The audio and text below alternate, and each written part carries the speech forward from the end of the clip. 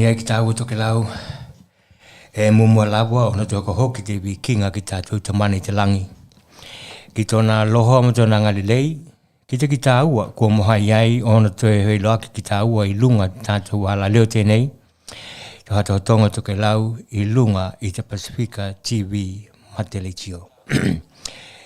Langona hoki te hihia kua aulia mai e taia he lua tēnei e tuha ki tātou polokalame.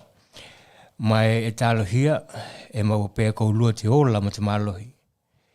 Ke haka mālo maka tāla hatu ai hoki taku tangate nei ki te mamalu kou lua te ulhine Tokelau wena hoki kau kauna te tua e hata hai tau langa kekehe. Ka e haka ngalo ai hoki tapo kinga te mana ma mātua ai loto tātou kāinga. Mālo ni Tokelau kau ka tito he kia pole bia ka tamu hai atu mo te mamalu kou lua e tuha hoki ma tātou proklame. Tālohoni? Ia e vena hoki na hakamalo atu ki te mamalu tātou kāinga Tokelau. Nia lawa tana hakawe ngai ma ki tātou I te vai ahako te kātu nei. Wikia te aloha te aliki ko toe he tau I ki tātou. Peko toe he loa ki hoki ki tātou ma te hui ai tēnei tūlata he ahi. Aho nei, aho luhu luono te mahina o iulai lua he luhu hulu. Lua I tūlata tātou polokalame tēnei e hakai atu I te tātou o hea wakaila lau tū mau. Te Pasifika TV and Radio iki nei Brisbane nei hatonga Tokelau te ingoa te nata to poloklame mana tua lani a lawan tāpena penanga mo ko lua nei tula hiahi e tali tonu te nganga ka tau mahai atu na hai poloklame ye nei awa tau luha ka longolong mai maloni Tokelau.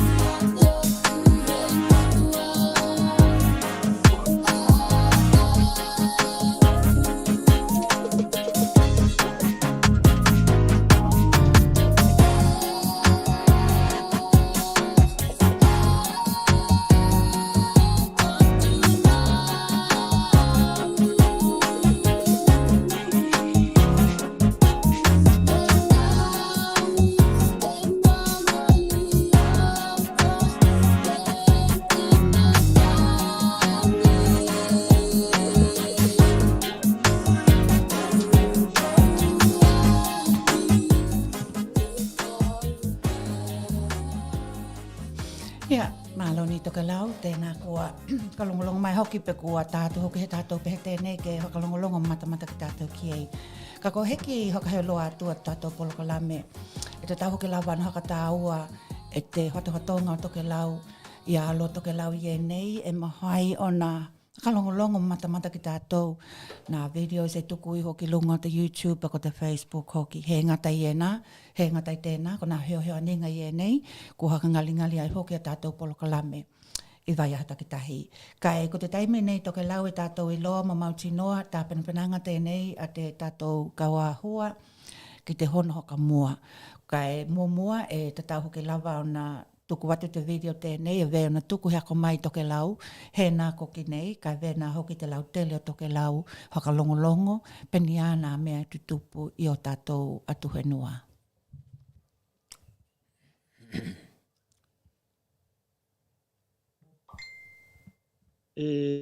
Hakato mua lava ki langi. Te wikinga hili a wā, ko te haka mua tā ua lava ia, a te anga nuko Tokelau ia na hai ngā mea. Hokatu lolo atua i ki kaukau nā te atua.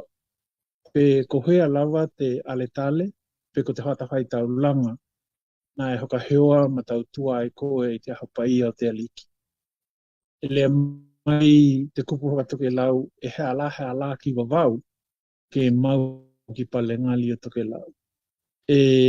Hoka loki atua i tua o te mamalu o nā hale pule, o te nohonohonga mamalu o Tokelau.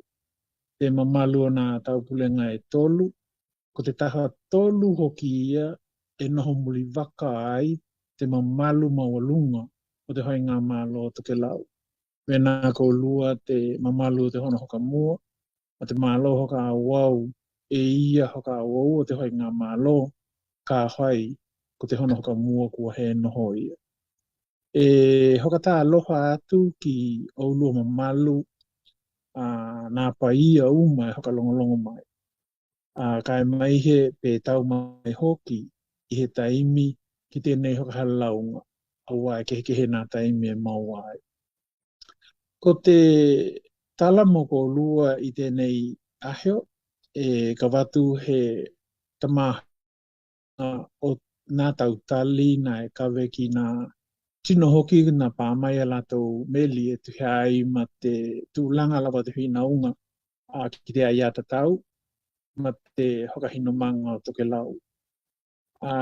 Mahe tamahaka maaina hoki e tuhe ai ki te tūlanga o te tūnoa i he mātaunga hoka Tokelau. E papatau mo ki tātou ka e hoka maaina tu lawa te whinaunga e hoka auau. Hoka tahi ai mahe tala ki te tūlanga o tātou a la waka. Kai mai he nā maenga kua hoka tele nei pēna pāhia hoki te mālo hoka auau. Oi, ka watu ai hako hoka matalanga e tuhe ai mata tūlanga o te hono hoka mua. Mai he nā maenga kua hoka tino. Haka tahi ai lama he moe mitinga hoki o te mata eke o te akonga. E tuhe ai mata awatanga o te lātou te lātou ngangana Tokelau i te lātou laupepa i te vāteatea.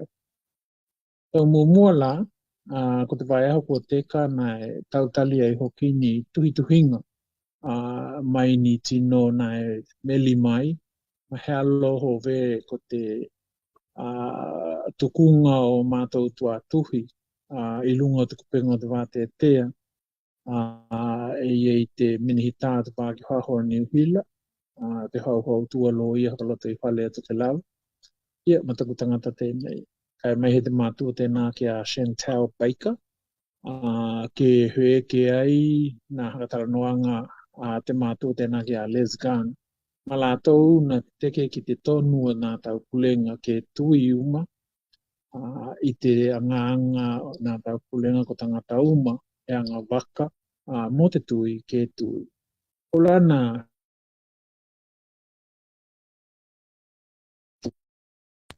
kai mai hoki he hoka hewa atu ki nā tautali e nā kua tuakinga ai hoki nā mahao hau ni.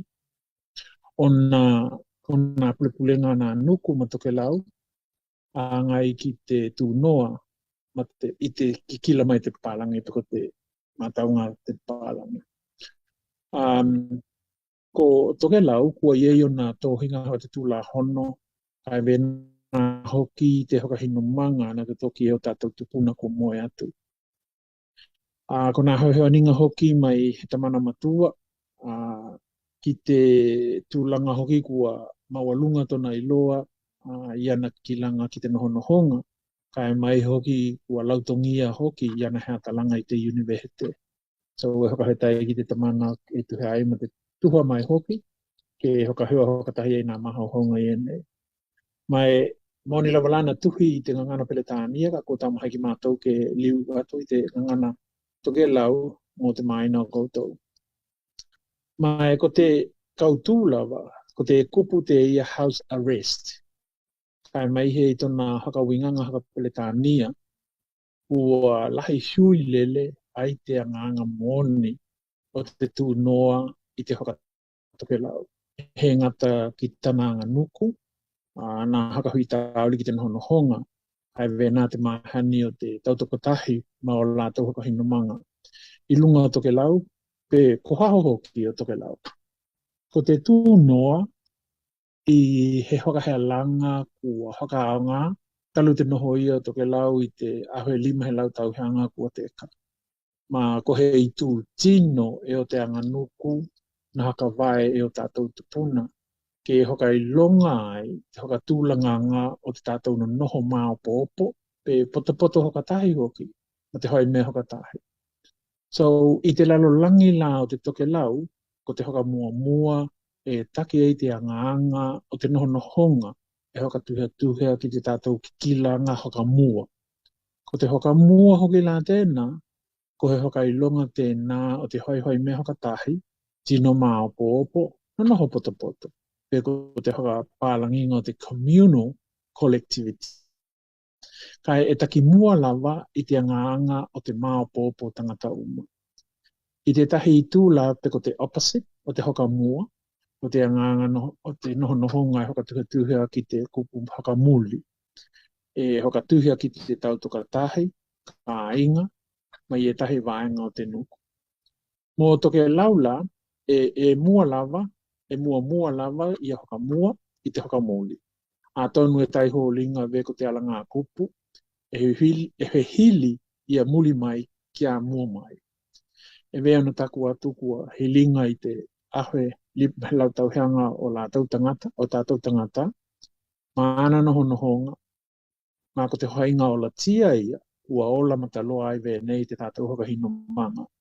Ko te kikilanga haka mua kua mahua ai te ola mataloa o a tātou tū maanga, te anga nuku, no noho he alohani ai. Ma i o tātou tua, ke pā mai lava ki te aho nei, ko i hoka taulia lava. Laka mālie mai ko ki tātou ki mua, kai mai he te vaitai mi tēnei. O tōna winga, ko te hoainga o nā tonu, ko tātou tamana, ma tātou takitaki, e hoka au ngāe la tōu, i e nei hoka mua, ke hoai e nā huanga, ka hoai e noho hoka tau pulenga, ke hoai ana tonu. Ko tōna winga, ka hoai he toka tahi, he vaenga e olo kehe, mai tēnei noho maa pōpo, pe hia hoai hona he alo tonga tau tahi, o ia wanoa ai la te hoka ao ngā, o te hoka helanga, ve ko te tūnoa, mai e tahi tuka inga hoka helanga hoki. Kai ko te hoka hui tāuli, kua mātau nei, kua haka liu te tūnoa ki te kupu hoka Peletania, house arrest, aua kua hui ai te anganga lo loto o te tūnoa. Ka hai ki tātou e mātau, ka hai he toka tahi, he vaenga e tuku ki te tūnoa, e he ka veki hale pui, ko e noho e lātou hale, ko ka inga mana tua koi, e hiko takamilo ai te lātou hale. E he ko ni hainga hoki o ka hale pui e pā takamilo, mai leo pōm te au. E hoai a lātou polokalame hoka panguta e olo hoai. E he vena tulanga i. E he olo hoki hai mahi aki o lātou hale, ke hoka mautinoa pei ei, pei hoa ho. Pe he i e. Kai ia tiki lātou te hea o lo tonga, ke hoai ei ni a lātou kakau i loto a lātou hale, te ko ngā whenua e tua i te hole. E te hakatakikinga. Vela ko te hole tū lata ki namo, ni o te tahi ka ainga. E mahai ki la tau hi atu i te pā, i te itu ki namo, tā ke kele i te tai. Ia, hai hoki la wā la tau lotu, i loto la tau hole. E mahai hoki la tau hoka tonu ki a pātele ki he la tau ki kominio, ke ti liva mai. E mahai hoki olo ki te hole mai, ko i tahi wāenga, o ki la tau i e nei, ko mahai a la tau hānau ke olo ki te aonga ma tue liu ki nā hole. Ko ni hao tonga tā ua i e nā, i te mātau ngā anā tau pulenga. Ko te nuku hoki, e hoka awau ana hoainga mahani, ki te tauhinga o lātou moni vāenga hoki e. Haka te kinga la, vela ko lātou pepa hoka tūmu te ia e maua e lātou hoko te kinga e hoka i loa i te lātou ai a tatau. Tēnā e hueita mai ai, te kauhanga me ko Liz Gunn, Chantel Baker, ma lātou i e muli taki ki a la ua haka hala la unga. E momoli hoki e tātou he tahi hoki te kinga, a lātou mea kai, me nā ma lātou uta, mani hoka momoli e pāmai i hoaho, te lua hoki ka hai e pāmai. E maua o lātou inati, e nā he leni mai te nuku, e nā he honinga te mālo, ki nā he kotanga ai e tahi hoa nau, nā hakatau mai te hale koloa, mai e tahi mea, e hoani te nuku, te kola nā ka inga, o nā o pe ko ailawa, ki te hakamauti noa, e he tukutia kia. E hoani atu hoki ki lātou i whaho nā tua koi, ni ki te ki lātou la te ia ka koi noho tū noa. Ko nā hoinga nuku mahani ia, ko te tū la hono, mana halanga ve ko te tū noa te Tokelau. Kai hei ni tū la hono na teki lawa hau o na ko te tūi, ni hoka vae kua uma te toki mai mo. Kai ko he hakahino manga o ni hi te mi pule mai i tū la hono, hoka mao popo ai. E hoka tau lia ai, ma hoka tau ai uma, te maha o hau, ma nā nganga o te tau tokatahi, ke no noho haka mua pe no noho mao popo. E atahuia nā poko tau, ma nā luki tau kua mā tau ki te tātou noho nohonga. Kai mai he lawa i te hiko manga o te tātou hepotanga ki te larolangi kua i nei. Aua kua lahi nā hiuinga, mai nā tau hanga he 5 hulu kua te ka atu. A tonu e ono mana ko mia ai la he huli hulinga mā Tokelau. Kai mai he ana mea hoi ngā luenga o te noho nohonga. Pe hau hoki ni hoi ngā hou ki tau tali ai e nei luki tau hou. O te a ua, ai te tau ke atangia o te laka hoka mua Tokelau i te mao pōpo ki mua.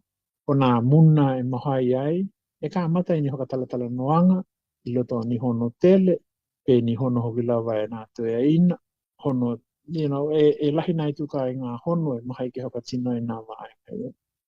I nā haka tala noanga la nā tau pule ngā nuku nonu ma ātahu, ma lā tau e no noho tū noa, e alo kia lawa, o lā tau langona ki te tau pule.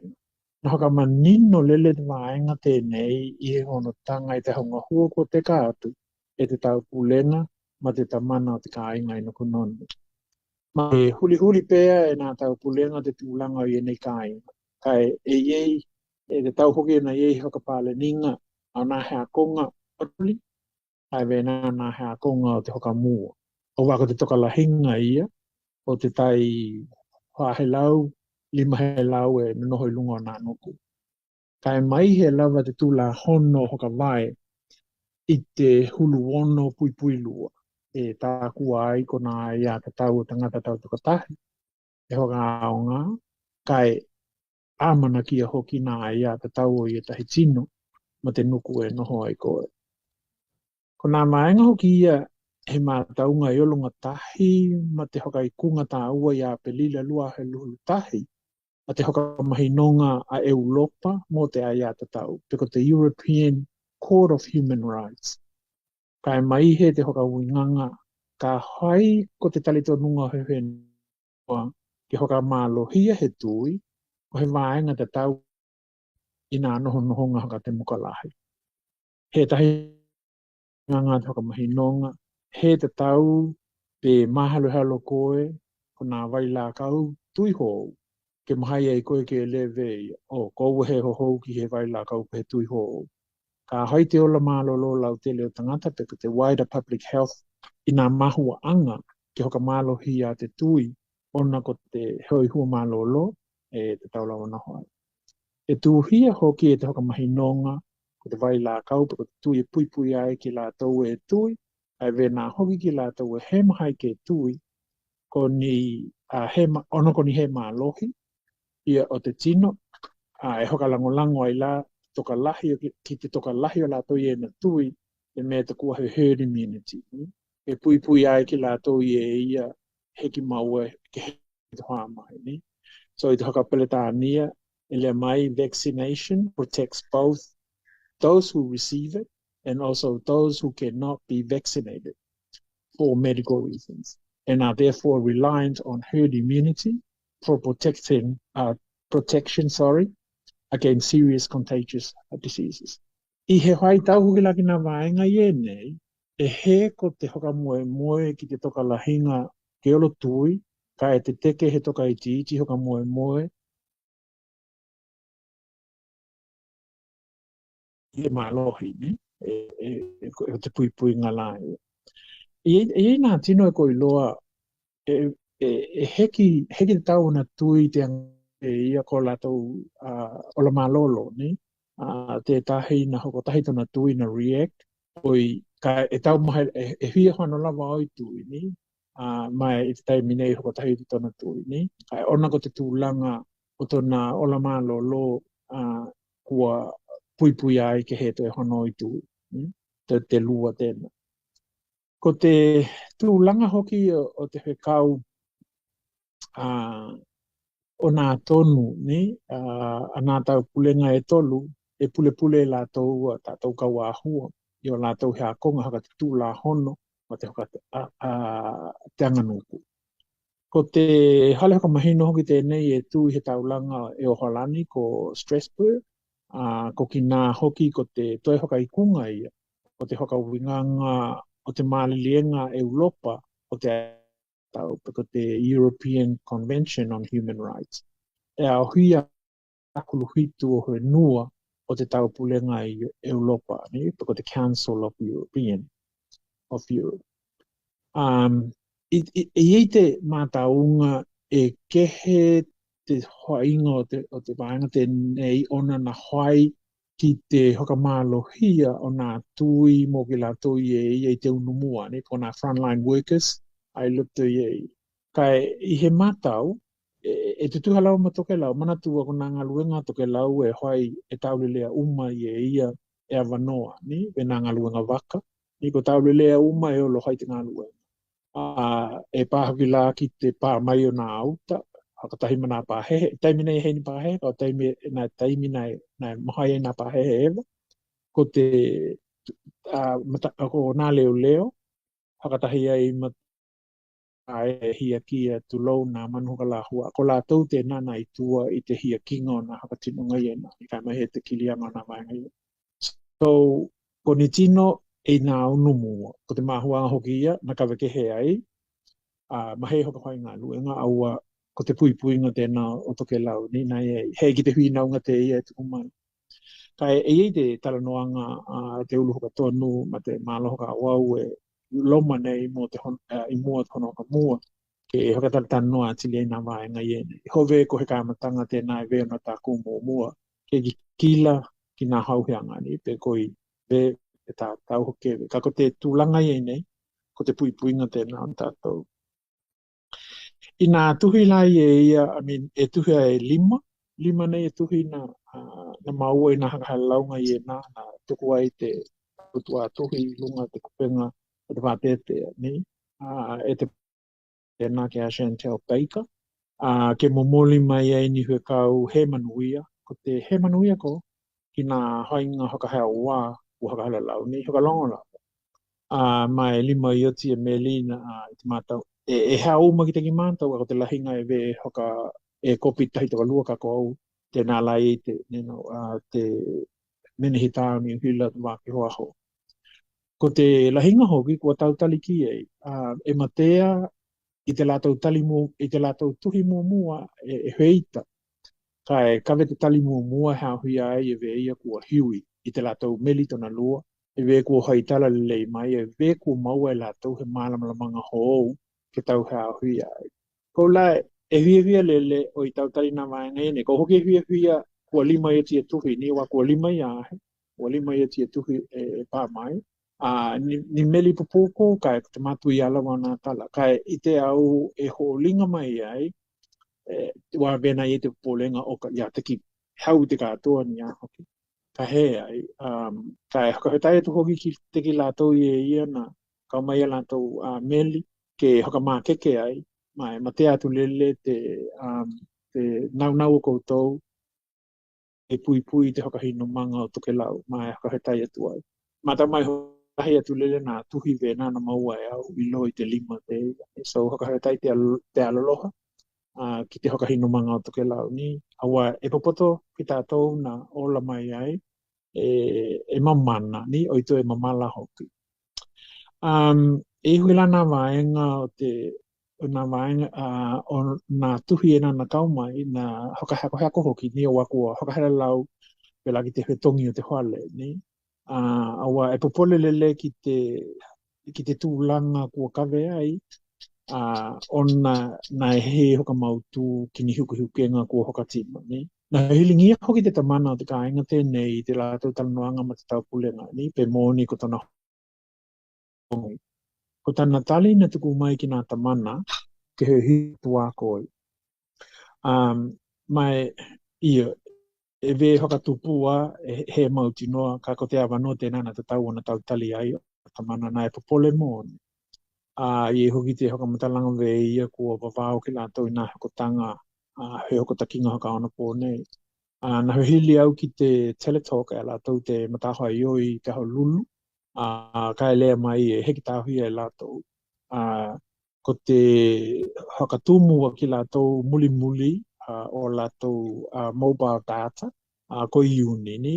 Le mai na hoiolo hoki te he leni a lātou na tongi. Wānga te.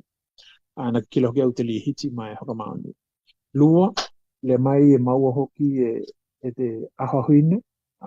He haninga he ololo hoki mai te matae ke o te akonga i te taki lua ni tonu hove ko te haninga te nā ke hoka awawai ana me akonga i lunga o nā hekotakinga. Mā tau ko i hoka awau lava la tu tala noanga i lunga te mātea te so he maina le lei hoki la te anga o te lātou lea ko lātou kuwawao i lunga o nā ni awa te hoi tala lava. Ko te hiunu o te hoale, na tala noa e tuhe e tahi, e lua, e tolu, ko mātou hale ho, e lata hoki ki e, ni. Ia, kai ona i te huke ngai a hoki e hoka awau nei, ke tātia ve ia manu, me a manu, e hoka awau atu tātou hoka iloi e nei, e mahai la ke haima tuku ka matalanga ki nā nganuenga kua hai ki. Na hiula hoki nā vaenga i e nei o te hoale e he māpōpunga taule lea. Ma e heki hoki he tino na moli maungia na te tupu uma nā vaenga i e nei. Kai e tā ua ki te tau pulenga i taimi kua uma i te lātou ngana toe la ngā hoki ki lātou e hoka mautino koko nā vaenga i e hiupe. Ko te tala noanga ma te tamana, ma te tau pulenga, mai manu na hiula atu i te pule hoka heoa, hai ko tōna haka longolongo ki tana haka matalanga na haka tino, o te ohihe o te tau pulenga anuku nonu ni, i tana haka heoa ma te Radio New Zealand ni, na haka iloi hoa ia na walakau lia te kāinga ke o mai ki tana no ma te tau pulenga, ki ni tukua kinga hoki kua haka hara laulunga te pātea, te kai mai he lawa ki te pālemio ni uwila ma te uluho katoa. O kira nai te hono, i te au lawa ma taku mātau, na mana ia ma te toka hui le mu te tala noanga, na ka amata mai lawa i te hoka nohonga o te tamana, ni? Ko te tamana na haka noho i te wā o te matua, o te pule nuku. Nini tohui tā ua o te nuku. Heki hoka noho i te mea kumahane ki tātou ki te ki lātou i te tūnoa ni we hoka pango tāne i te kikila. I mua te tau pulenga ni heki hoka tinoa te mea tēnā. So, hoki tana Mike, me tana lau i te wāla. Ia, te lahinga hoki o nā leo nā hiu i rulenga, nai hoka mā ke lava ma haka mole mole, ki te tapa tona ka inga ke olunga tahi ko, pe oloka tahi ko, ma te toka la ngata kua tui. Nai hoka mamaha hoki te hoka hino manga o te tātou anga nuku, ni na tuku ki ei, kai mai he, ki te ki lātou kua hai we ia lava, te heu hita kia o te tonu o te tau pulenga. Nā leo hoki te tau pulenga, ko kina, ko te tau pulenga, te kau mai ke i o lātou hui hoa ninga ma o lātou manakonga. He mautino ki lātou pehea te whanua i ki a Liz. Ko lātou hui lai he hilip ko te hela i a Liz i taim te iku talanoa i ki lātou. Na hiula hoki i he hui mātua o te tau pulenga. Pehea nei te heki o atua i te mātua ma te whanau. Ni ona nei tau e velawa i te tamapa pulenga ko te aia ta tau ke tui o te tahi waenga o te kāinga e tā ohi umai tana. Ai hea, i hoka matalanga mai te hole mai, ko te hoa nau, tamai te tāne la ua na hoa natu ke tui, kai e heki pāki te taimi o te tui ka kua. Nei, noho i te laina, vena ngatu tona tamana o i toi kau mai. Mai nai hui hoka longolonga e hui la tau pulenga. Kia o la tau leo tau toka tahi, ni? He vei e tāki nei te manakonga o te tamana. Na hiula hoki, wātana papa, he tino hoki nai haitona tohi heoheoani, ai lunga nuku nono.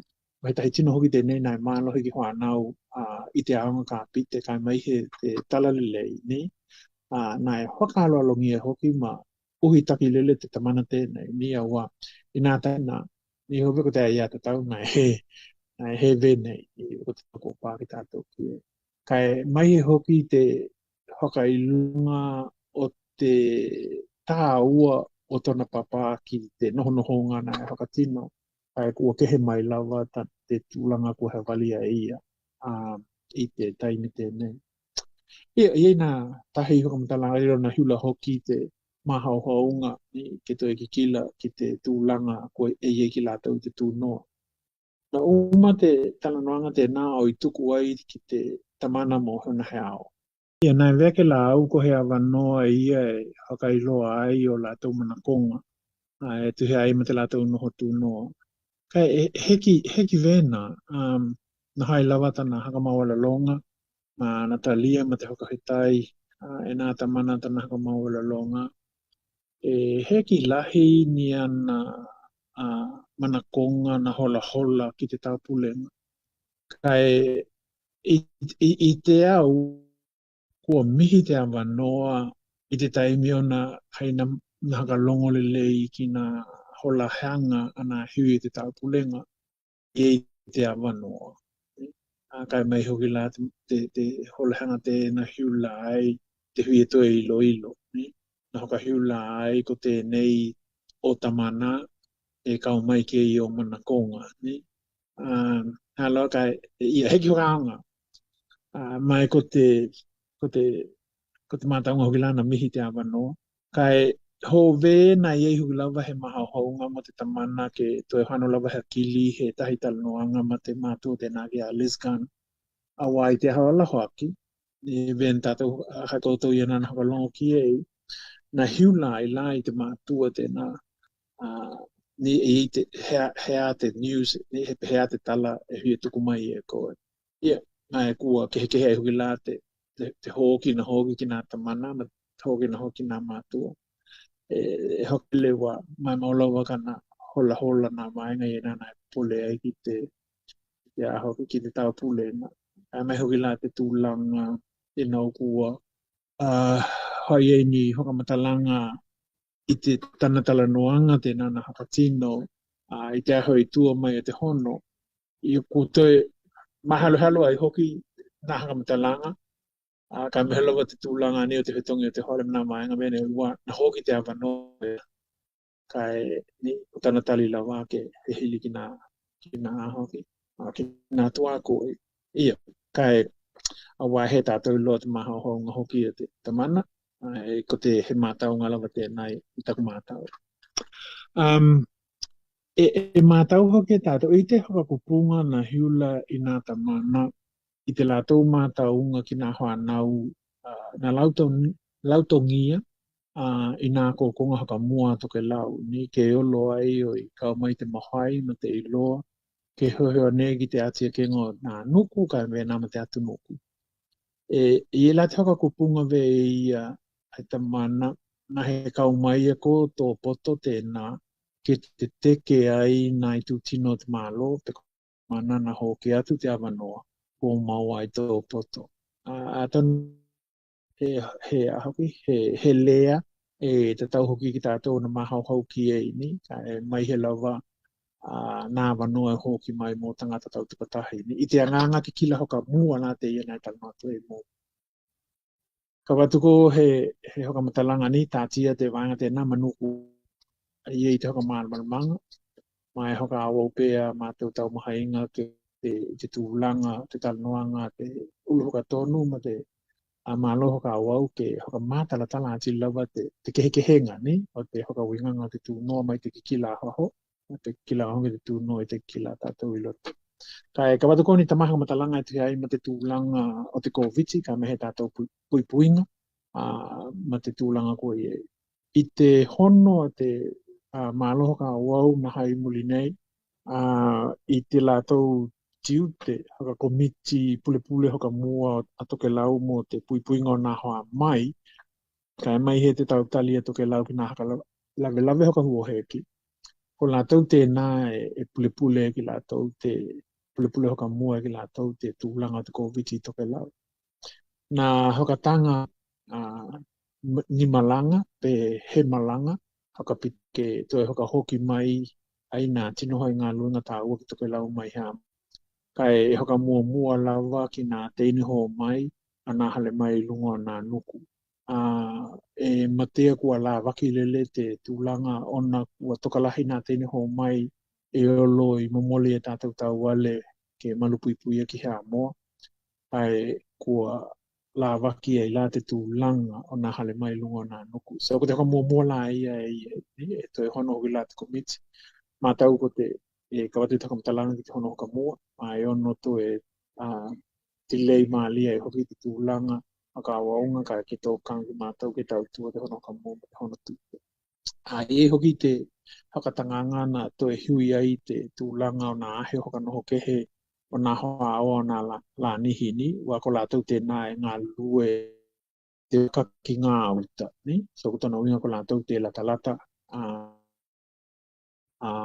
kauwaka e o mai hea moa ni, ona ko hea moa koi maualawa nā tino i te taimine. Mai e hoka moe hui la e hoi te ahia hinga ki nā tāpena kananga te ko viti ki lunga o nā kaua hua takitahi ka mai e te hono hoka mua. Ko nā tau mahinga lawa i e nei ke hea nei te kupu confident ni ke hoatari e nā hoi nua nā puipuinga ka tuku ki te kau mainga, te ko te hoki mainga o tātou tangata e hoaho. E malua lātou hale noho kehe, ai wena hoki ma lātou ngā ioina. I mana tua ko tātou e lawaki lelei te tūlanga o nā mahini tauhi tau wale ka hai wehea e he tūlanga e hakapoke pā tātou ki e kai mai he hoki ko Tokelau e lihi i te lalolangi e lope i lunga i top 5 ni pe ko te e mawalunga lele te ahoki te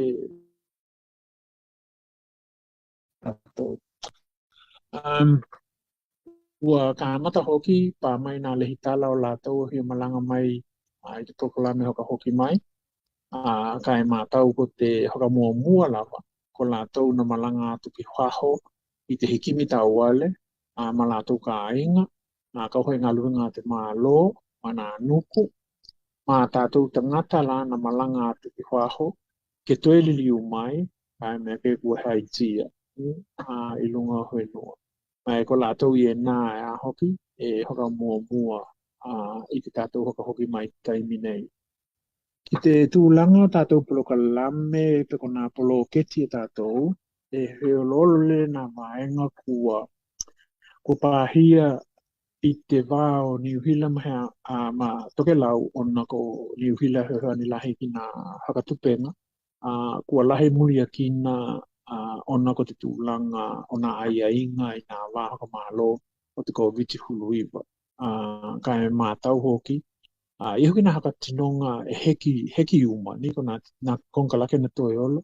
Kai mātau atu e heki kātoa te haka tinonga o lātou ngā luenga mai e toi kakami ki toi o mai ki haka uma haka lei nā maenga I e. I nā e we mātau e tuai I te haka o nganga o te tātou moana. Nā e look forward lele ke, pe nā e amanaki lele e tupu he mahino I undu. E mātau o tuki lā ko te tino e kau mai e ki lātou he tino tohu ni, pe tino uku. Ke haka mau te waea I te konga te ia e toho ai nei. Ona ko nā tai o ko, pe ko nā tai ngā luhoki ka ni I nā mahina he holohola au o kua hoka lā. Ko te tino hoki lā te nā e hohua e hoka tino e hoki I te tūlanga o te hikihukenga o te konga e hoka tua I te malai maka lele. Kua pāhia e te hono hoka mua. He ngā luenga I e tēnei kua lewa te tau hai kai ono hoki lau wana pui puinga. Ona ko te toka lahi inga e he hou ke hoka lahi o lātua, he o noho ke he, e hou ke o mailawa.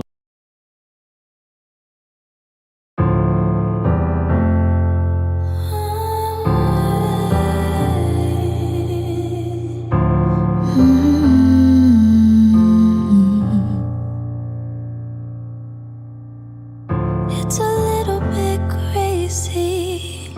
You're suddenly blurry now. I wonder if anything was real. All our history's hazy, like driving in the pouring rain. Hi, Nanampa. We're at the airport waiting to see you. Miss you, love you, can't wait.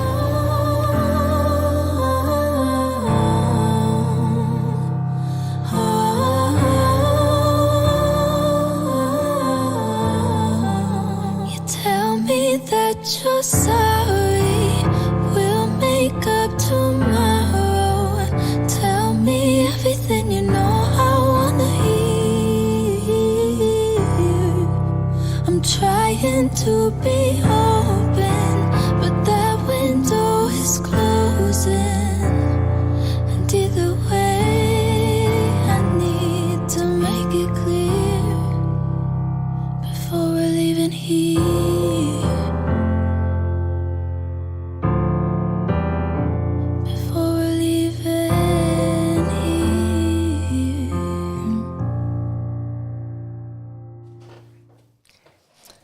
Halo Tokelau tēnā tātou ku haka ngolonga hoka tahi ki nā pulepulenga kai mai hoki nā tia kenga I lunga whenua. E langona hoki lawa te hia kua iei he hokotanga whenei ke hokalongolonga e hoki ki tātou. A tonu ko te hakatāwanga tēnā o ienei tau mahainga ke maua he awanoa, ke mālama-lama ma hakalongolonga hakatahi ki tāo ki ei. Ni? Ko te ai la he hakahetai hoki he lawa ki nā tau mahainga ki tau mahai ke I loto ki tātou I nā hakailoanga I nei e we o nā hakalongongia ma hakalongolonga ki tātou ki ei ni Tokelau. A tau no he ta mā leo tēnā I taimi nei, Tito? Io, kai e we nā hoki e tali tonu nā hakamalia ngia te langona mana mahau haunga ona hoki kua kalongolongo kua I hoki ni hakamtalanga wena kua tuku heako mai I kaukauna I lunga o henua.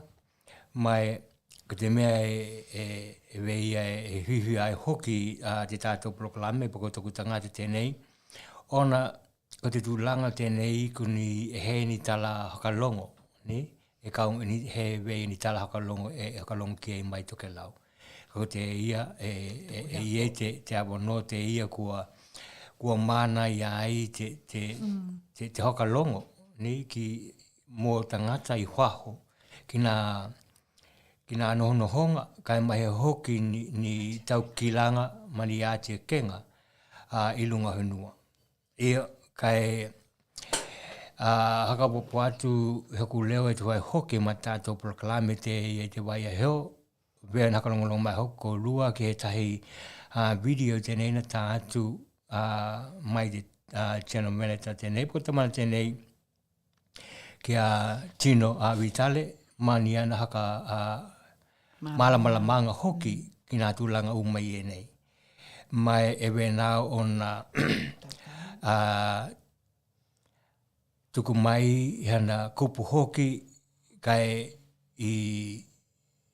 I te ao lava na toe ko tā kua te hakamatalanga a te tamana tenei ko te meia e langona te tuku hakamaulalo ki te mamalu ko lua Tokelau kai mai hoki te kaukauna tenei ke a Tino Vitale ona I te he o te hakakupunga a tuku tanga tenei lunga tātou polokalame wa he hakakupunga e hoai ke tinga ai pe kai ona hoki lava ko te hakatamala o tuku tanga tenei ki te ke taku hako atu ko te hakamatalanga po ko te kupu pe laina hoki na tuku mai te tamana tenei ka Tino Vitale I te tātou video te wai heo e te tau na tā kua veia. Ko te haka mālunga o nā tonu hwai I lunga Tokelau. Ko te haka mālunga, ko te kupu, ko te haka mālunga.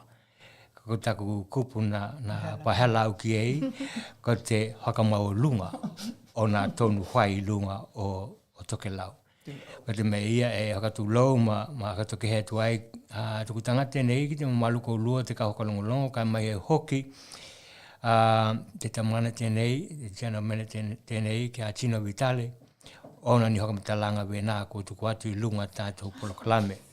Mai Tokelau e tau mahai hoki lava na hai polokalame I nei wea na tāku atu ni e tamahai lava ki maua ke kawatu na tala maniawa no hoki ke hakatino ai na ngaluenga I nei ke te tuku atu ni ata kua te hea nuia mai I o tātou ka inga kai e wea na kolongolong ko lua mata ko lua ki ko lua nei e video I nei ko ka mai tamana te nei ki hakamalama mai hoki ki o tātou tangata e no noho I wao.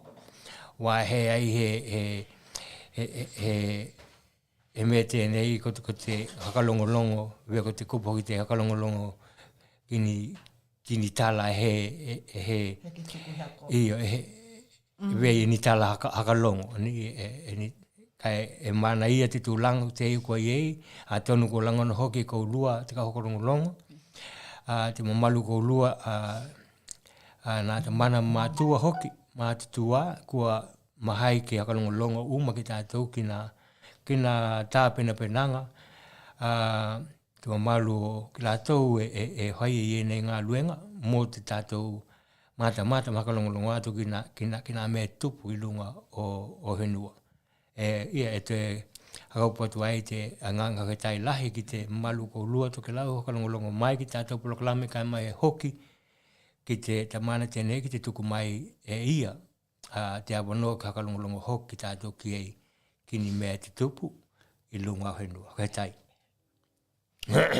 Ia kai ko te taimilanda nei ka tātou hoki he tātou peheni. Kai he tupai a heo kohe I o tūlo ki lunga hai mai heo kohe kai ke tātou pehe tenei.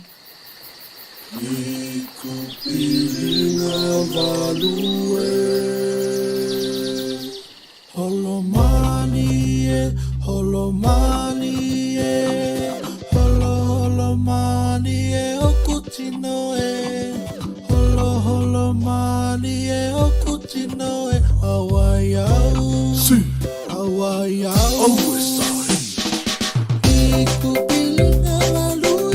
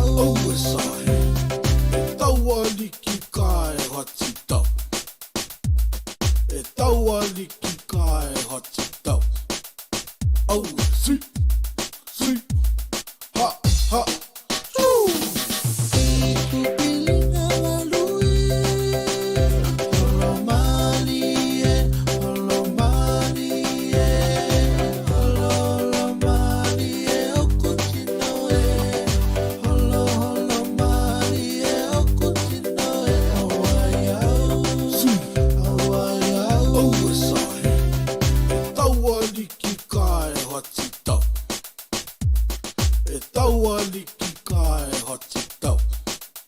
Au e si, ha, ha, su. Tau te waka e lua nia. Te waka e lalo ata. Tokelau e. Tatou pati pati au katai te aloha nei. Tau te waka e lua nia. Te waka e lalo ata. Tokelau e. Tatou pati pati au katai te aloha nei.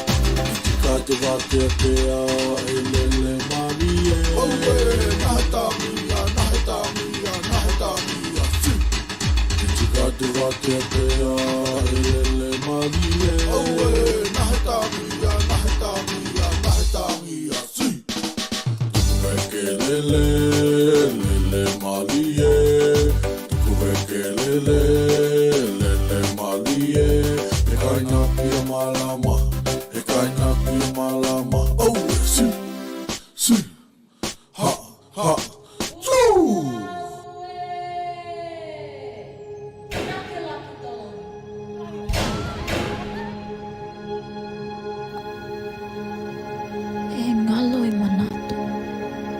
Ka hai koe e hiko mia e te moana. Te tāua. Ka hai ko hainga tā te ala e mahai ai koe ki toi hoki ki e.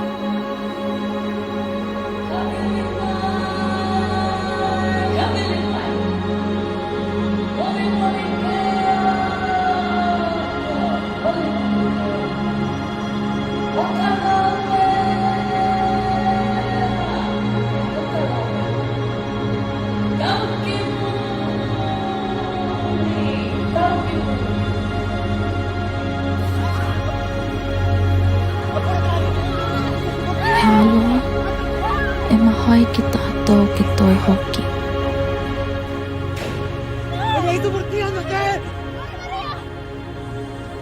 E iei te ala.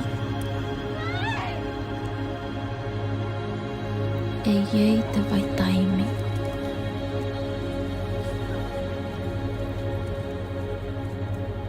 Ki tātou e toi papa.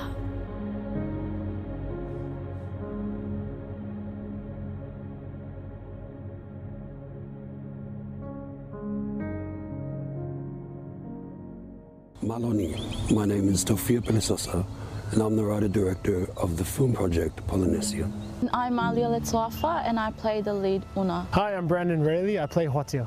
Polynesia is a love letter to the many Pacific people who fell victim to the Peruvian slave trade in the mid-1800s. Also known as the blackbirding era of Pacific history, it's a history in the Pacific that's been hugely forgotten, but one that has had a long-lasting impact. Thousands of people were kidnapped from across the Pacific, from Kiribati to Rapa Nui to Tokelau and many islands in between. They endured the journey to South America, where they were separated and sold and were forced into slavery in haciendas and plantations in the newly formed independent Peru. Our communities have never forgotten them, and we continue to remember them through ways we always have. Through song, through dance, through arts, through talanoa, and now as a way to make that history reach further, through film. For those of you who have taken the journey with me on this film, Polynesia is a film that's been in the pipeline since 2017, when I made my first trip to Peru in search for their stories. The stories that the history books don't tell us. On that trip and the many trips afterwards, the stories of hope, the stories of resilience, the stories of love, and the fight for them to return home emerged. The history books are simple when they speak to this history. They were kidnapped, they were sold as slaves, and they died. But as Pasifika storytellers, but most importantly as descendants of Tokelauans who suffered this fate and never returned home, we know our people better. And we refuse to accept that as their narrative, as the way their story ends. Polynesia is our way to give them an honourable story. A story worthy of the sacrifices they made. A story that honours them in the way they deserve. And so that they know that they have not been forgotten in the passage of time. That they continue to live on through us.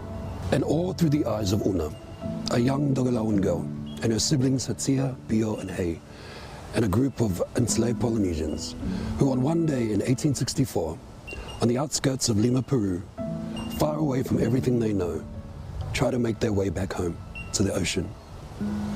And so here we are, crowdfunding to make this very important film. This film will be Pelisasa Pic's 5th screen project since the company started in June 2020. And it'll be the first time a film is written, directed, co-produced and starring Tokelauan creatives. It is also the first film completely spoken in Ngangana Tokelau and Spanish, something that we are very proud of. Over the past couple of years, the Pasifika Pics family have been working hard and independently out of Western Sydney, building community around our stories, centering our own narratives, and we've done most of that on a shoestring, or if not, all of it out of our own pockets. But we've done that with love, knowing that that's what needs to be done in order to get our community off the start line in this country. But now we extend that hand out to you, our wider community. This is scary and nerve-wracking and honestly makes me want to cry. But hopefully over the past couple of years we've managed to inspire a few people, or our community, to make this a little bit less daunting and to seek support. Your donations will help us make the film that this history deserves. As you can imagine, making a film set in 1860s Peru comes with extra costs. Like many projects we've done to date, our communities around us have helped us cover these in pre-productions. The costume making, the art departments, writing, across other departments to help us cut costs. So any donations will be channeled to other essential costs, cast and crew fees, accommodation, transportation to our locations in the Hunter Valley, catering, and the hireage of equipment. It's a big ask, but I know our community is bigger. Every donation counts, no matter how big or small. And we know it's been tough times over the last couple of years, so if you can't donate, sharing our campaign means a lot. Come be part of the team. Tell our history. And make some history while we're at it. Our ancestors may have never made it back home, but their stories can. Let's bring out the Puna home. Let's bring them back home to the ocean. Io e langona lau te hui ni ki nā taumuhanga a nā hanau, tamuhanau Tokelau. Kai mai e hoki toka tinonga o te ata tēnei Polynesia. E ka wea e hoki la te uhu tupu te mana tēnei ki a tawapia Pelisasa. He tamuhana hoki la waki te koulua, mana taumuhainga. A ia maki la tau e heho ni iho ki te ia ki te hakatau nukunga ia ne haka moe moe. Mō tēnei ata mānaia. Kai a tonu hoki he taimi hoki tēnei e te tau o nā ka watua hoki te anganga ko he tai ki te mamalu koulua nā ta mana, mamātua, wēnā hoki e tātou ka inga, kai wēnā hoki e tātou whanau. I te wai ahu te ko te kātu nei, te hau tō nai tēnā, ko te kātu nei, te hau luhulu tōlu tēnā. Wēnā ko longa mai ko luki tātou porokalame, nā hakatahi e tu wai, i a Pelisasa, maki lātou nā watu, maka tau nuku atu te lātou malanga ki Wellington. Kai mahi e hoki nā hakatahinga i te muamua, i te tāiau, te iwa ki te hoa, taunu kuai na workshops ia vena hoki drama and creative writing. Mai mate taumai hoki lava keni yei he ninga ki nā hānau i nei hea kilikili. He leni mō te hokatinongia o te ata mānai e tēnei. E wēna hoki rāna lau i loa hoki ma hakalongalonga tū ki te hakatahinga hoki te iana hai Porua i te hall pako te kalapu tēnei The Edge i Porua. Nā hakata nukuai hoki te hiwa mai haloa atonu hoki he lau hoki ni kopu e kawatuai mole tuai te anganga kai ki toko ulua Tokelau ki te lima hakatahi ki te haninga ki e tātou whanau ki hoka tino nā tau muhainga i nei wā he ngata te hoka matala mai ai ki te ki tā ua te tūlanga na pāki e o tātou tangata i nā tau hanga i e ko teka 1840 i te nā tau hanga i nā 1864 sorry ki te i Peru ia mana tau muhainga hongu ma lele a te uhu tēnei ki a tā whia pēle sasa ku mahai e hoki o nā hakalongolongo ki tātou kina talanga i nei tu e hoki maana tā pena penanga kai mai hoki la tau i hoki ei. Ia ka tōna tolu ko te hato nei tēnei kua ka aulia i te tula ko te hato nei te ka aulia i te mahina hou au kuhea tēnā te aheo ono he hato nei tēnā kua maha hoa e hoki te tātou plokalami aheo te tātou plokalami tēnei hatohatonga Tokelau ke haka tino hoki ni taumohainga ke heoni atu ai hoki ki nā taumohainga i nei taumohana o Tokelau. Ko te meia e kalanga tuai ki te malu ko lua ta mana mātua wena hoki tātou whanau i nā konga i nei Brisbane e hoi te nā taumohainga i nei mua ni heoninga ki nā hanau i nei i te aheo ono wen tā kua aho tō nai te ia ka ria i te aho nai tuhe ko te hao waihamu mo tēnā o aukuhio aho nai tēnā. Haka tino ai te hiwa mō te kikila ke heoani ki te uho tēnei mana taumuhainga kai mai e hoki lātou ki nā heoani ngā uma e huia mau e ki lātou ona ko toka taunukunga tēnei polokolame.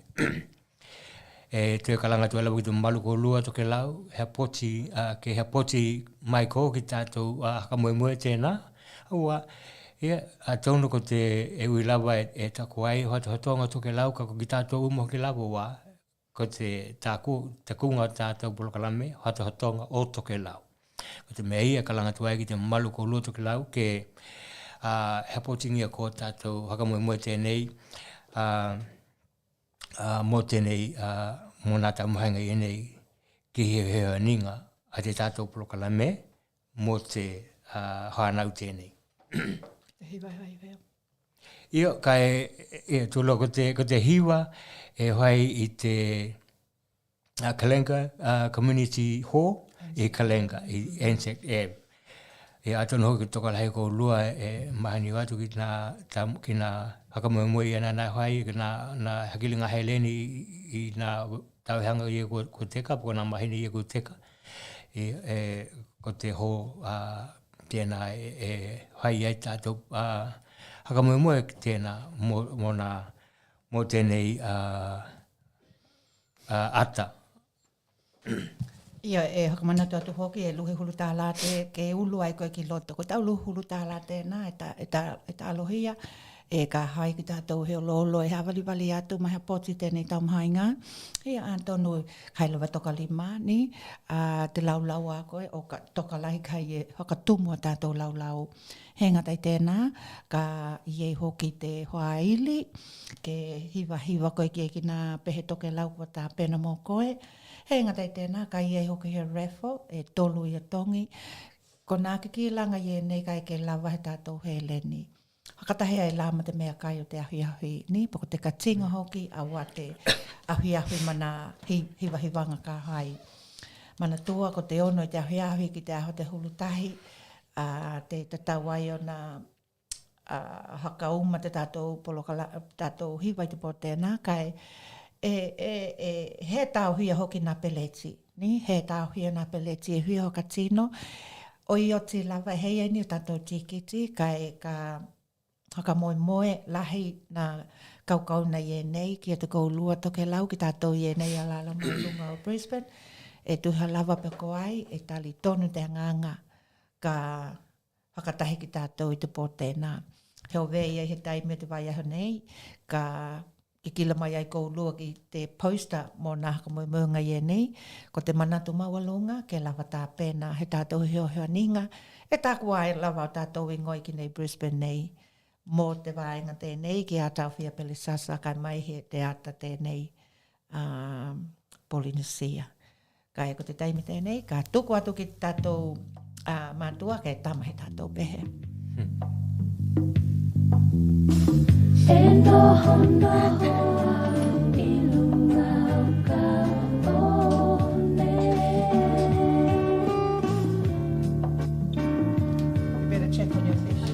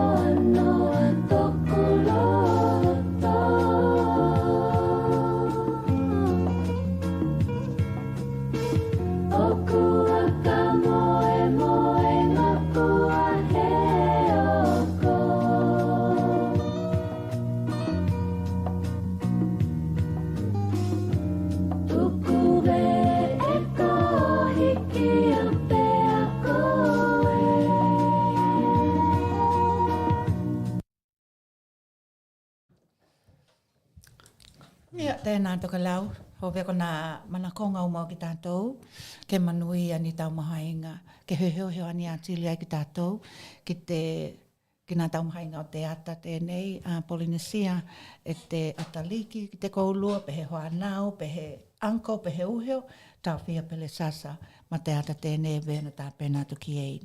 Ka ko te taimi tēnei Tokelau, hia hoki lawa te loto i he tahi tū. Iei te polokalame hoki tēnei, ki ki latu hoki tātou, na hakatala noa i hoai, ma hakai loa i hoai, ki te lautele o ki tā ua Tokelau e whaho o Tokelau. Taimi la tēnei, ka matamata ki tātou ki te tama video tēnei, ke nonoho mahala malama i hoki ki tā ua, ki nā pihi o ki lātou i lunga whenua.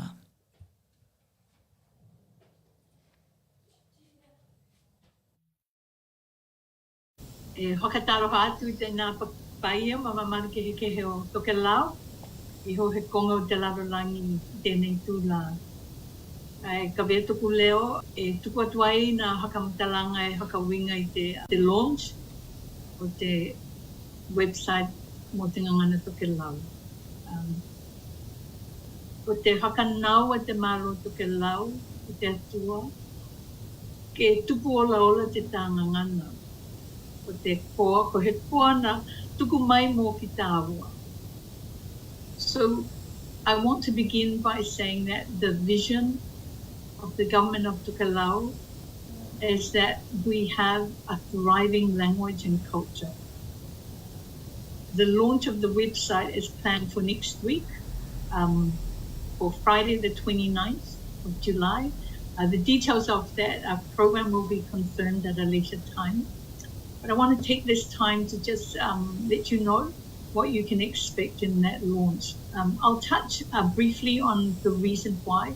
Why does this matter? Why does it matter that we have a Ngangana Tokelau website?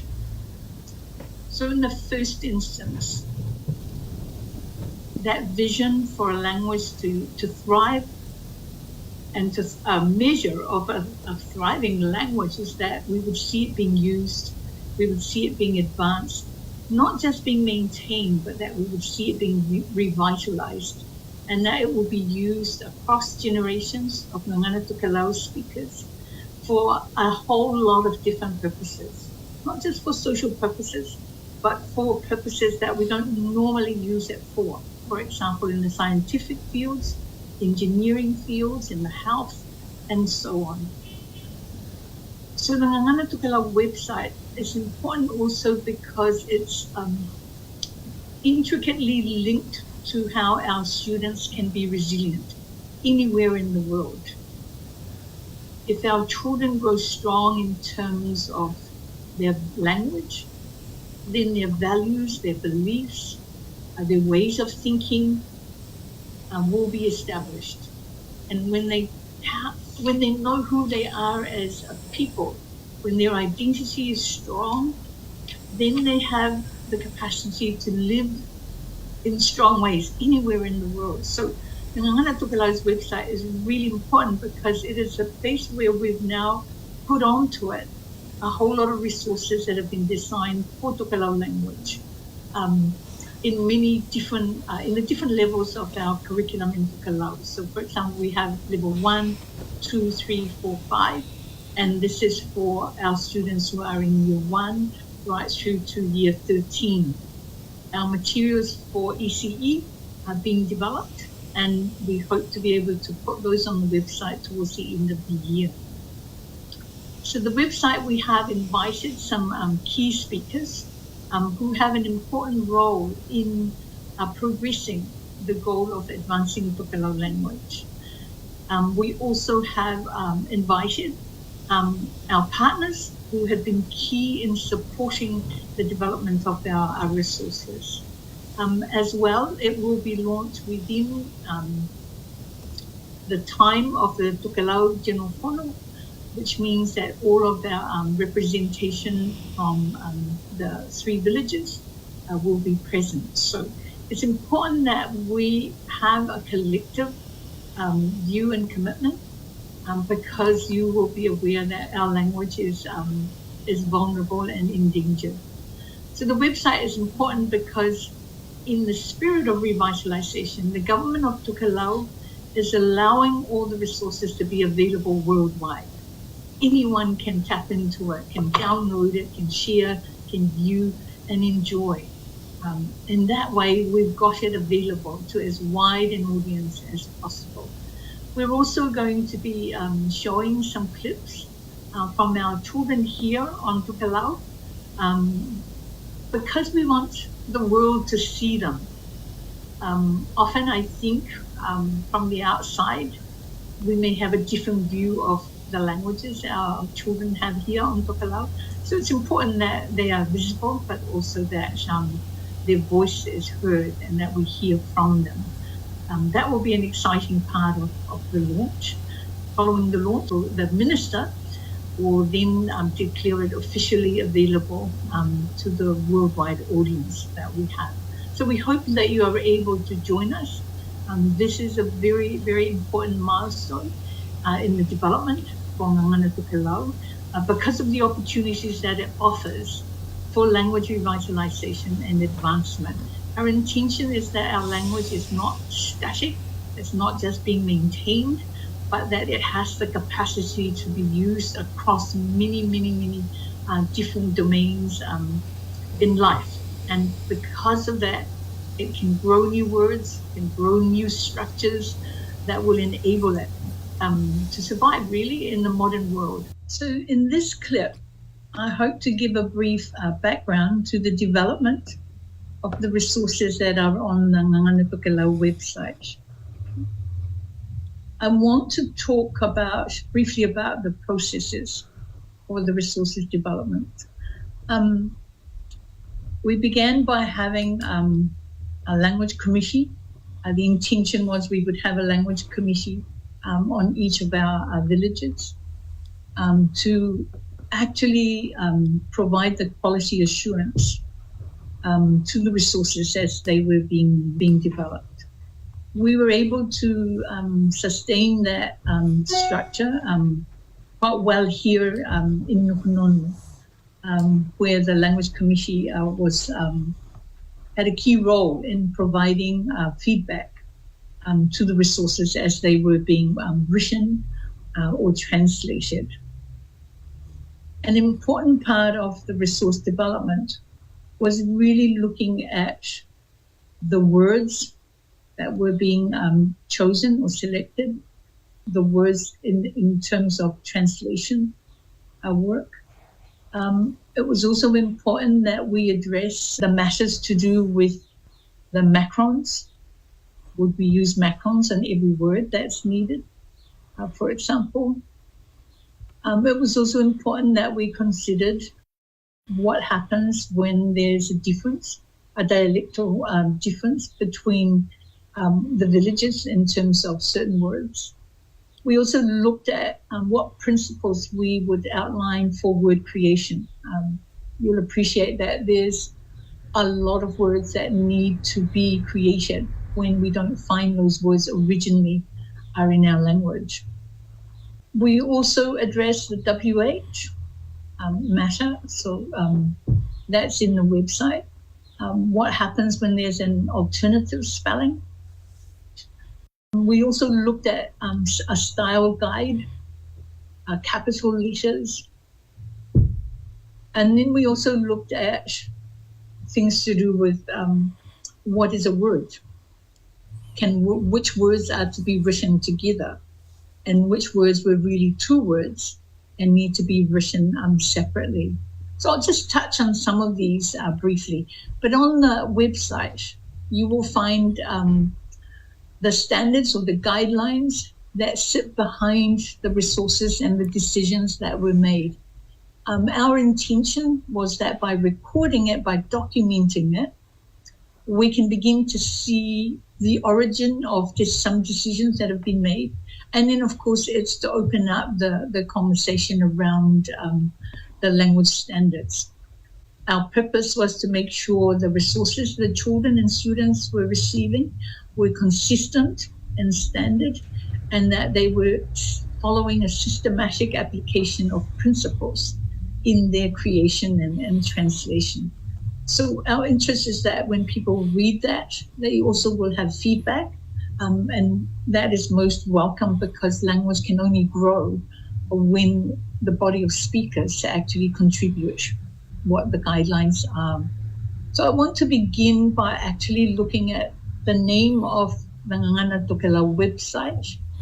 So the name of the Ngangana Tokelau website in Tokelau, we now have used the word te kupenga o te vateatea o te ngangana Tokelau.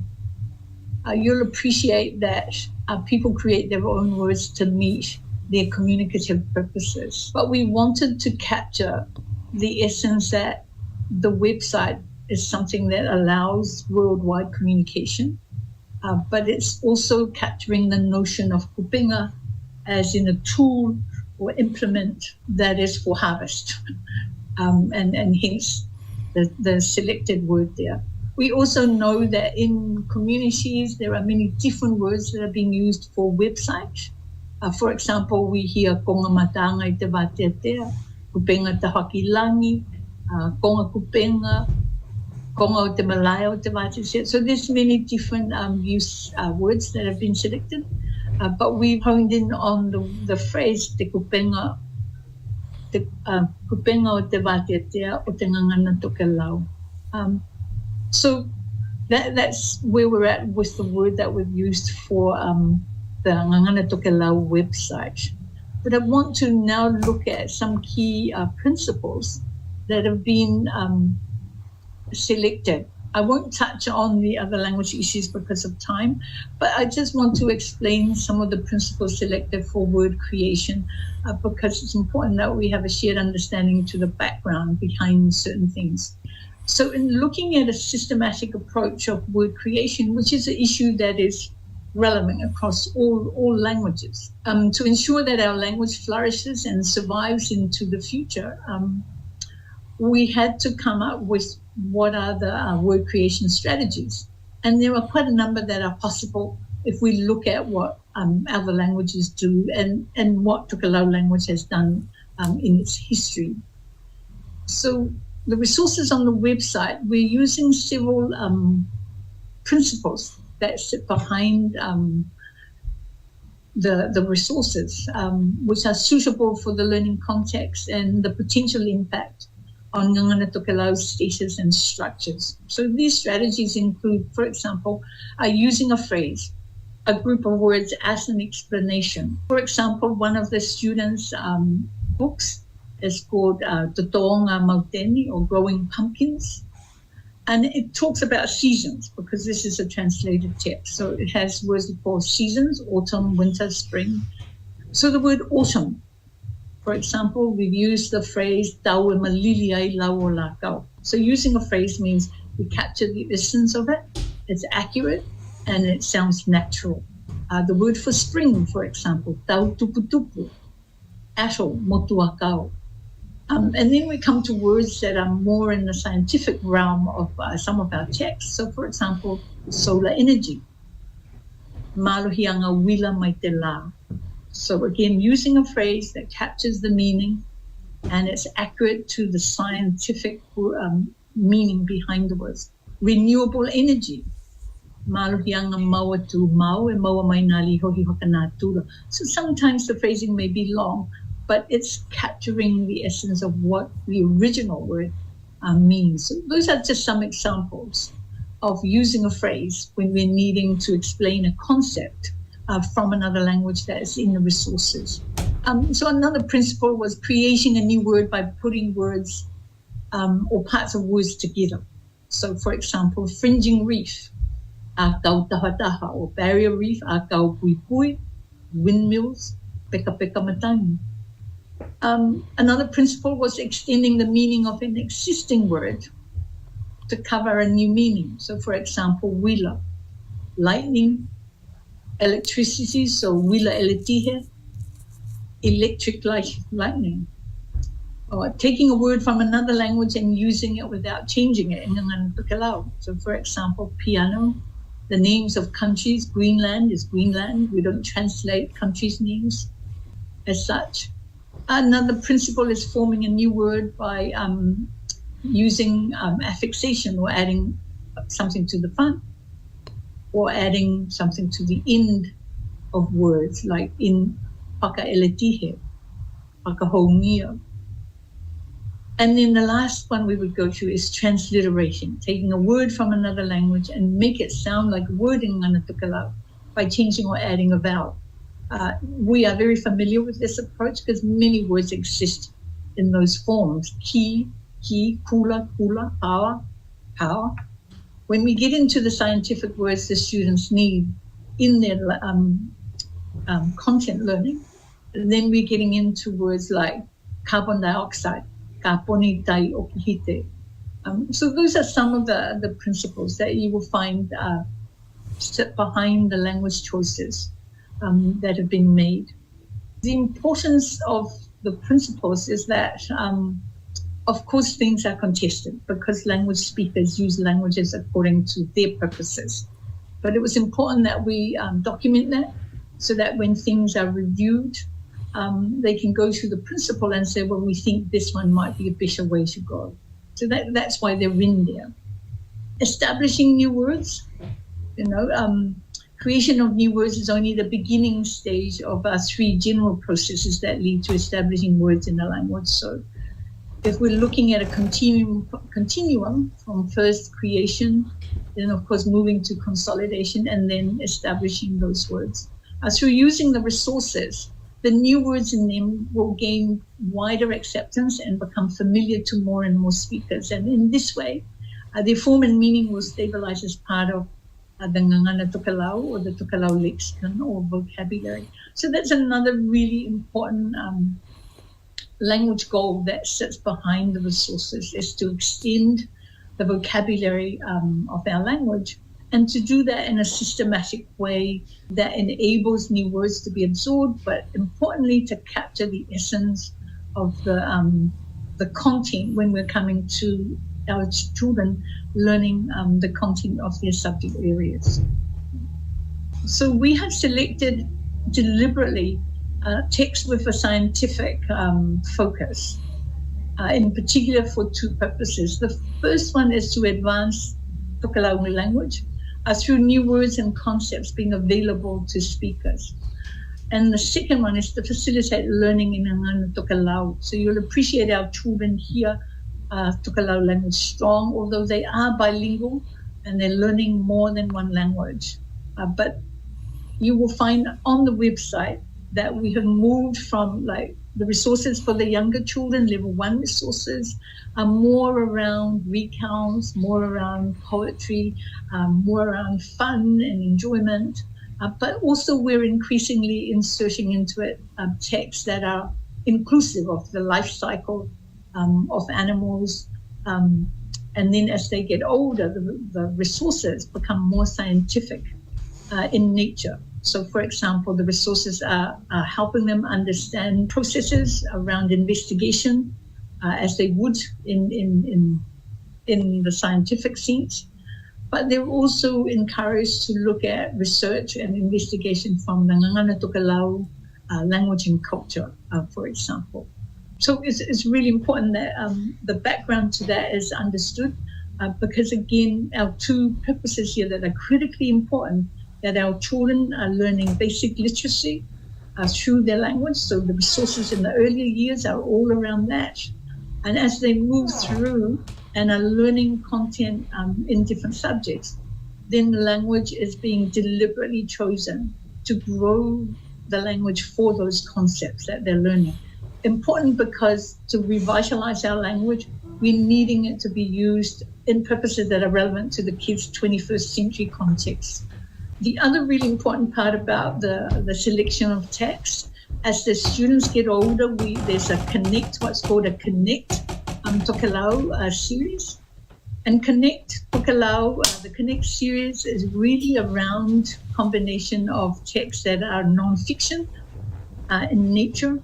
And you will see that what's been selected is to also enable literacy at high levels.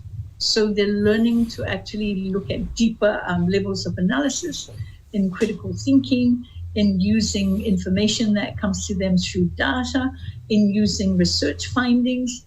All of those things have been deliberately selected because they are important for language advancement, but also really important for our students to be able to learn and understand the content of that, of the material in those subject areas.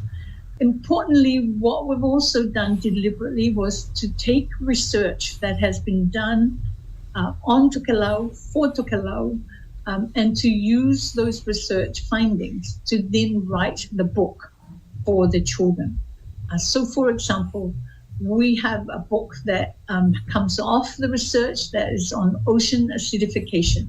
That's a focus for Tokelau. So the research findings and materials were then used by the writer to actually write the book that is relevant to the level of the students. So that's one book.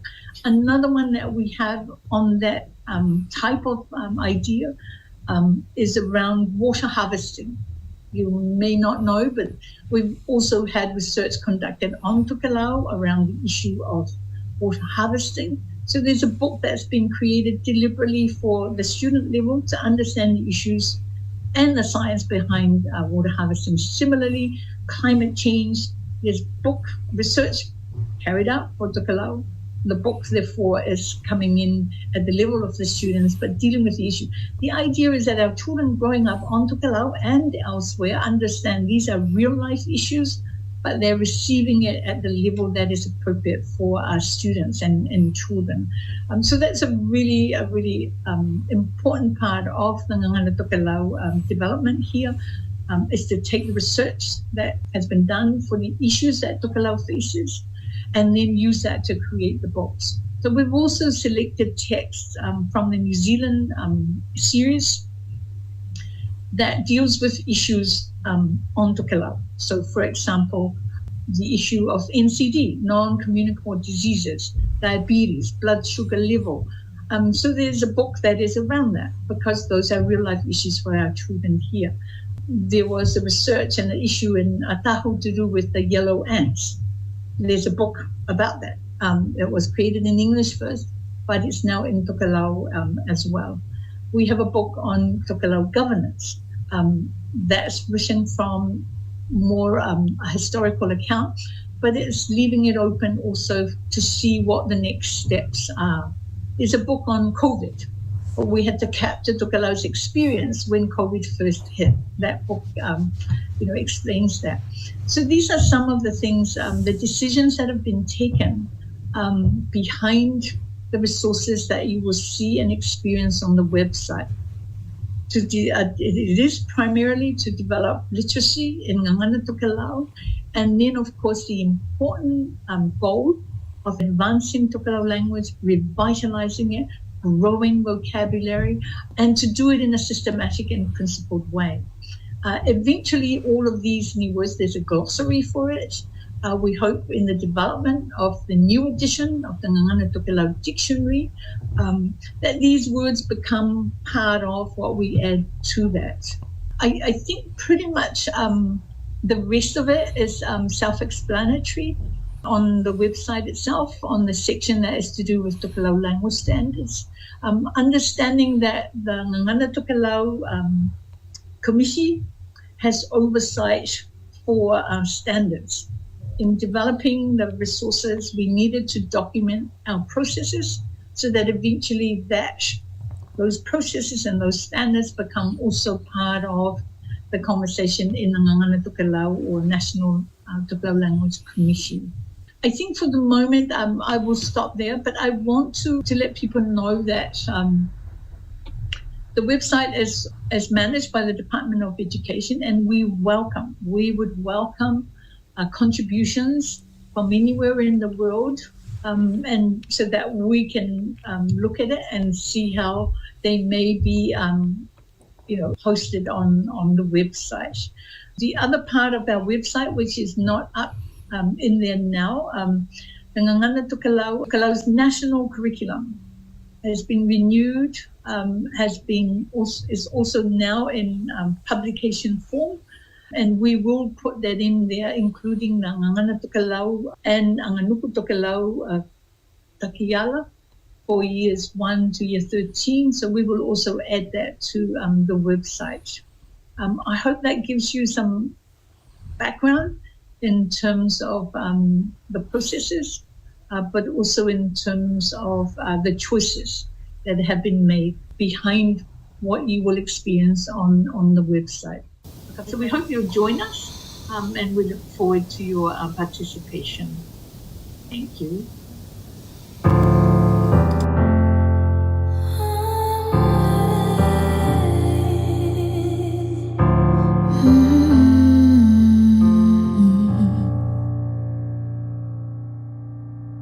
It's a little bit crazy. You're suddenly blurry now. I wonder if anything was real. All our history's hazy, like driving in the pouring rain. Hi Nanampa, we're at the airport waiting to see you. Miss you, love you, can't wait.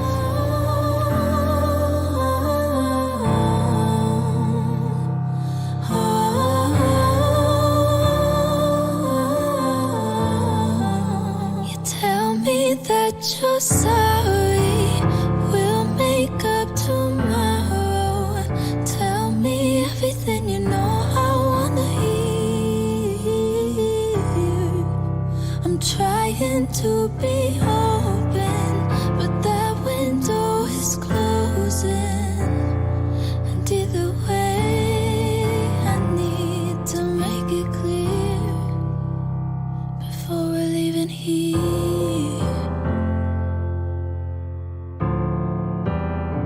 Before we're leaving here.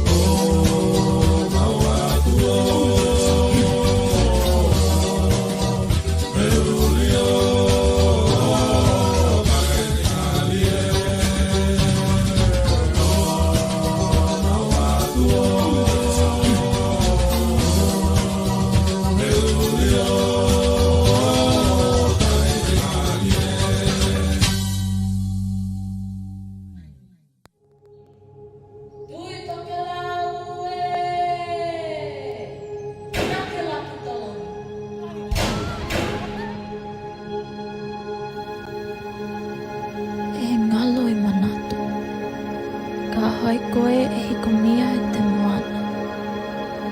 Te tāua. Ka hai ko hainga tā te ala e mahai ai koe ki toi hoki ki e.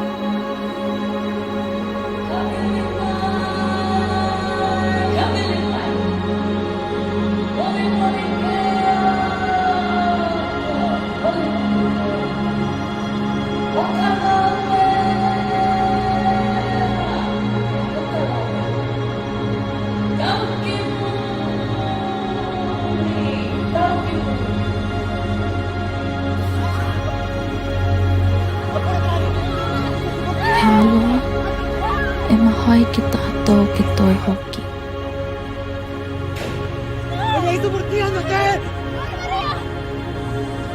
E iei te ala.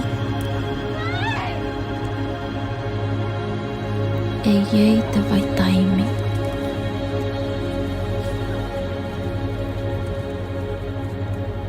Ki tātou e toi papa.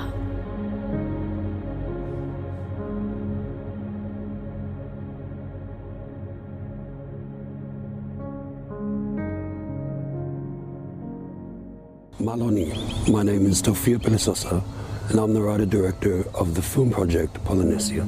I'm Alia Letoafa and I play the lead Una. Hi, I'm Brandon Rayleigh. I play Hotia. Polynesia is a love letter to the many Pacific people who fell victim to the Peruvian slave trade in the mid-1800s. Also known as the blackbirding era of Pacific history, it's a history in the Pacific that's been hugely forgotten, but one that has had a long-lasting impact.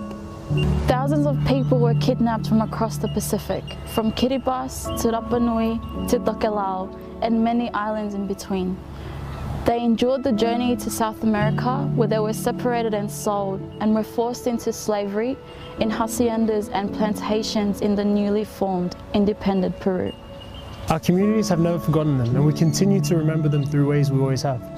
Through song, through dance, through arts, through talanoa, and now as a way to make that history reach further, through film.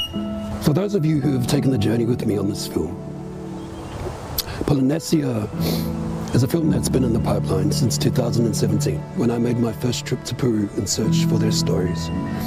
The stories that the history books don't tell us. On that trip and the many trips afterwards, the stories of hope, the stories of resilience, the stories of love, and the fight for them to return home emerged. The history books are simple when they speak to this history. They were kidnapped, they were sold as slaves, and they died. But as Pasifika storytellers, but most importantly as descendants of Tokelauans who suffered this fate and never returned home, we know our people better. And we refuse to accept that as their narrative, as the way their story ends. Polynesia is our way to give them an honourable story. A story worthy of the sacrifices they made. A story that honours them in the way they deserve. And so that they know that they have not been forgotten in the passage of time. That they continue to live on through us. And all through the eyes of Una, a young Tokelauan girl, and her siblings Hatia, Bio and Hei, and a group of enslaved Polynesians who on one day in 1864, on the outskirts of Lima, Peru, far away from everything they know, try to make their way back home to the ocean. And so here we are, crowdfunding to make this very important film.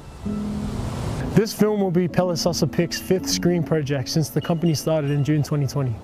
And it'll be the first time a film is written, directed, co-produced and starring Tokelauan creatives. It is also the first film completely spoken in Ngangana Tokelau and Spanish, something that we are very proud of. Over the past couple of years, the Pasifika Pics family have been working hard and independently out of Western Sydney, building community around our stories, centering our own narratives, and we've done most of that on a shoestring, or if not, all of it out of our own pockets. But we've done that with love, knowing that that's what needs to be done in order to get our community off the start line in this country. But now we extend that hand out to you, our wider community. This is scary and nerve-wracking and honestly makes me want to cry. But hopefully over the past couple of years we've managed to inspire a few people, or our community, to make this a little bit less daunting and to seek support. Your donations will help us make the film that this history deserves. As you can imagine, making a film set in 1860s Peru comes with extra costs. Like many projects we've done to date, our communities around us have helped us cover these in pre-productions. The costume making, the art departments, writing, across other departments to help us cut costs. So any donations will be channeled to other essential costs, cast and crew fees, accommodation, transportation to our locations in the Hunter Valley, catering, and the hireage of equipment. It's a big ask, but I know our community is bigger. Every donation counts, no matter how big or small. And we know it's been tough times over the last couple of years, so if you can't donate, sharing our campaign means a lot. Come be part of the team. Tell our history. And make some history while we're at it. Our ancestors may have never made it back home, But their stories can. Let's bring out the Puna home. Let's bring them back home to the ocean.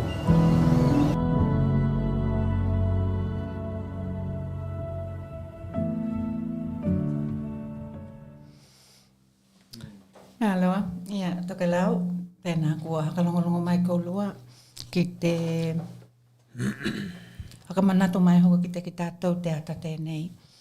Ko te hokaalinga tēnei e hakatatau mua ki te hiva tēnei e heoheoani e hui hakili heoheoani ai ki tātou mai he tupolo kalame tēnei mo ki tātou Tokelau i lunga ki nei Brisbane nei ki nā tau mahainga i e nei a te ataliki, he hoa nau, he kāinga hoki ki a tau whia pele sasa, tuhi ai hoki ma te ata tēnei Polynesia. O te hiwa tēnei ka katau nuku i ki nei Brisbane nei, i te ahe ono, he tō nai tēnā, te ahe ono te mahina o Aukuhio, katau nuku tēnā i te Kalanga Community Centre, Anzac Avenue, i Kalanga. Toka lahi ki tātou e na kuopu pā ki te hall tēnei, kai e ka langa tola mtaho ka alo ma te taua nau. Ko nā mokomokonga ma nā haka moinga ke hea poti aloa ki ai ki tāua.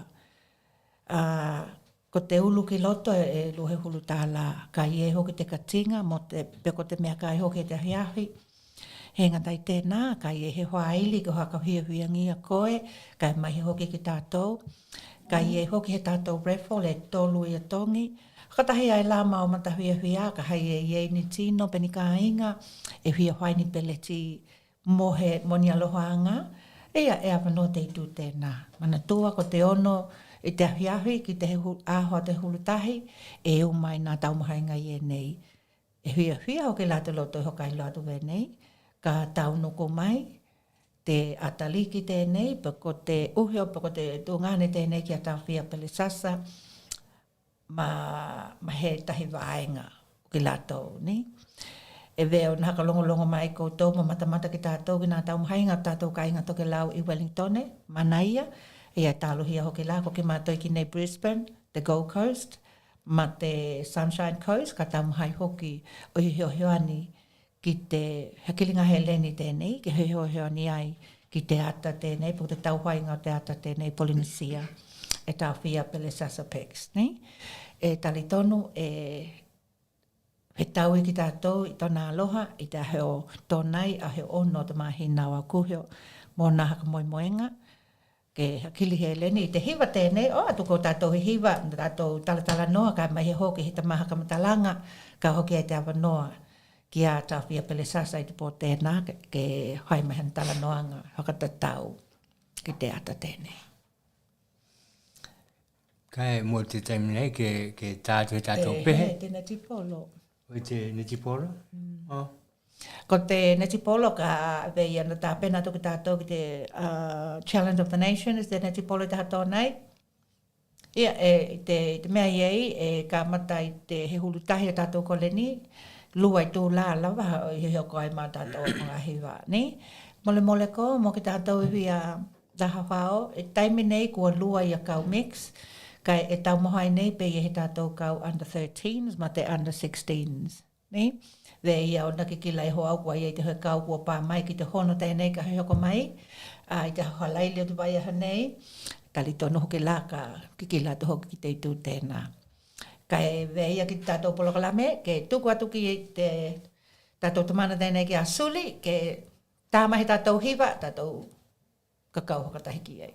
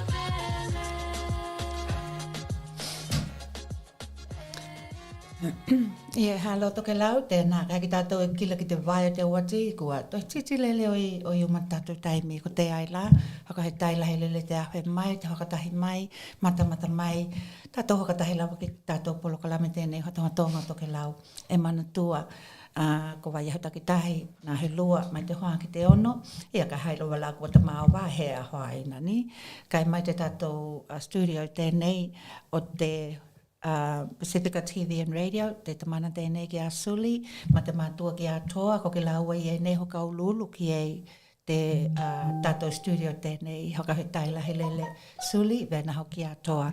Kai hoka mangalo mai nā kauna i e nei, ka hailua i e ni pahala, peni he ka rānga te ngangana, kai e tali tonu, ko luni mātua ale loha, e maua pēte lo hoka mangalo. Ko au ko hia ni holani he kia, ke manu i te vai aheo, mai haka toha atu mo ko lua Tokelau, toha ani? Ia, ona kua uma tātou taimi, ia, e lai hoki nea kukupu, haka tai, mta haka tai atu ki te malu ko lua, naka tai mai tātou proklame. Koko tito hiki e Porivia, manu ia lawa te vai aheo, poko nā aheo ko i toia tēnei vai aheo, ia, te he tau i te haurua i te vai ho ka auria, te aloha mtanga lei tātou te mana i te langi. Haka tai, toha.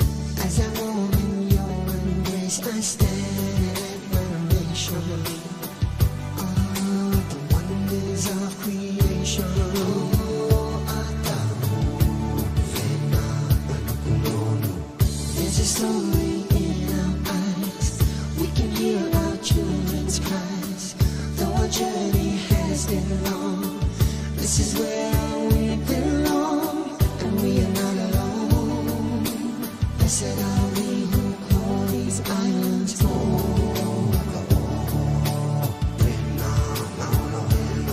And as I look upon your crystal sea, there is nowhere in the world I'd rather be.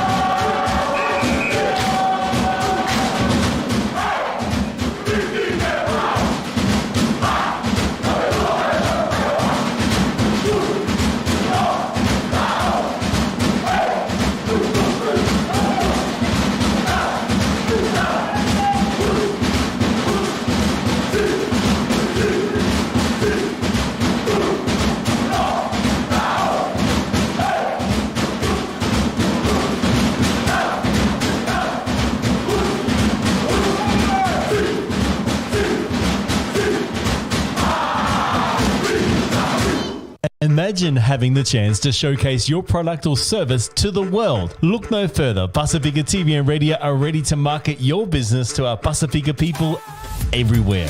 We can help produce your ad in English, Niuean, Samoan, or Tongan, or another language for that matter. Drop us an email today on pasifikaonair@gmail.com and find out more. Journey with Pasifika TV and radio, and let your